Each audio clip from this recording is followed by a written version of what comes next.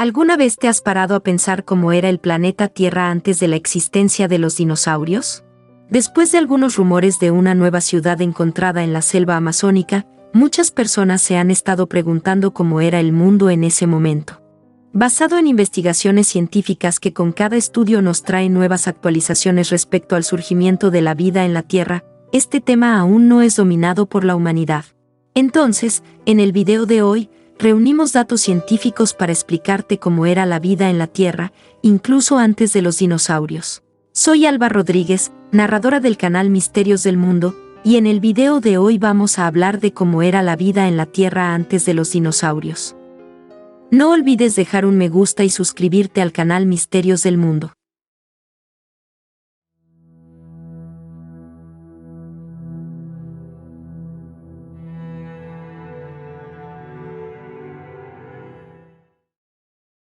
La Tierra apareció hace unos 4.500 millones de años, y durante sus primeros 1.000 millones pasó por una serie de eventos drásticos hasta que se formaron las primeras rocas, originadas por la actividad volcánica. Lo que una vez pareció anunciar el final de algo que apenas había comenzado, fue solo el comienzo de una serie de sucesos que eventualmente nos trajeron aquí. Unos estudios que acaban de ser publicados en la revista Communications Biology aportan detalles sobre los esfuerzos científicos en un intento por estudiar la bioquímica presente en las primeras bacterias que vivieron en la Tierra hace unos 3.500 millones de años. Según los científicos involucrados, es posible que se hayan originado a partir de un ancestro común.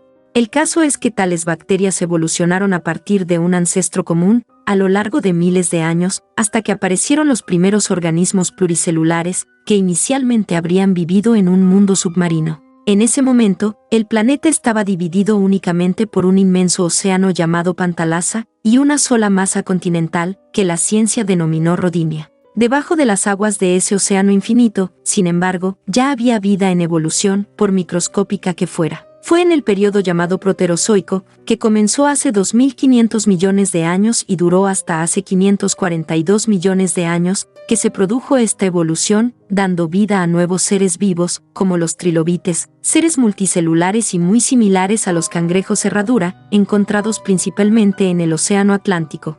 Otro fósil importante, que data del periodo Ediacarano, apodado Dickinsonia, era un tipo de ameba gigante que habría vivido hace 558 millones de años y que medía hasta 1 metro de longitud. Al final del Proterozoico, Rodinia ya se había separado en otros continentes y formó otro océano, conocido como el Panamericano. La historia geológica de la Tierra no deja lugar a dudas de que, una vez más, el planeta ha sufrido importantes transformaciones, como si el mundo se hubiera acabado y vuelto a empezar. Estudios recientes han demostrado que, incluso en el Proterozoico, ya existían varias especies, como las esponjas, considerados los seres pluricelulares más antiguos del planeta. Unos gusanos que se asemejaban a lombrices gigantes, además de organismos con formas discoidales, es decir, en forma de disco. La evolución de las especies, como concluyó Charles Darwin, siempre ha sido una constante en la historia de la Tierra. Nuevos seres estaban emergiendo a medida que el planeta estaba cambiando. Como ya se sabe, independiente de la intervención humana, el planeta no deja de transmutarse.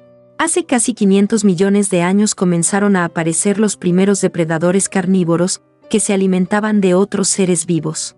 Durante este periodo se conoció el crecimiento de especies que llegaron a dominar el mundo submarino.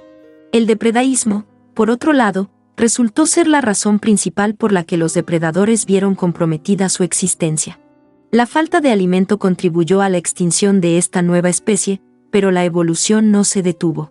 Hace 542 millones de años, la Tierra entró en el período Cámbrico, ya en la era Paleozoica, cuando comenzó una explosión de diversidad biológica entre los que se encuentran los ancestros más importantes de los seres vivos que conocemos hoy.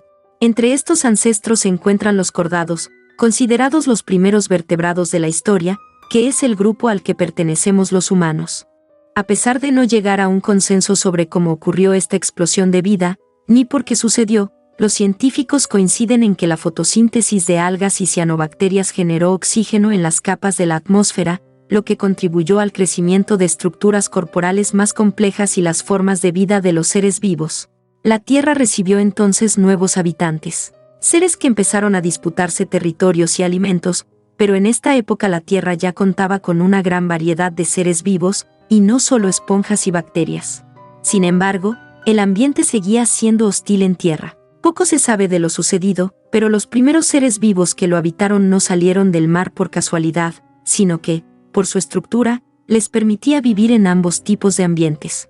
Los primeros seres en adaptarse a la vida terrestre se conocen como anfibios, que vivían a orillas de ríos y mares. Fue recién en el periodo devónico, de la era paleozoica, hace unos 416 millones de años, que los vertebrados comenzaron a habitar el medio terrestre.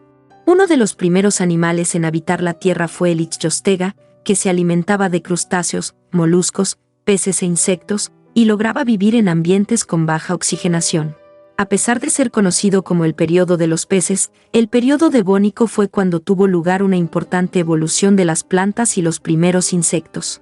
Los cefalópodos, el grupo ancestral de pulpos y calamares, surgieron durante este período, que duró hasta hace 359 millones de años. Y fue también durante este período de tiempo que perduraron los primeros peces con mandíbulas.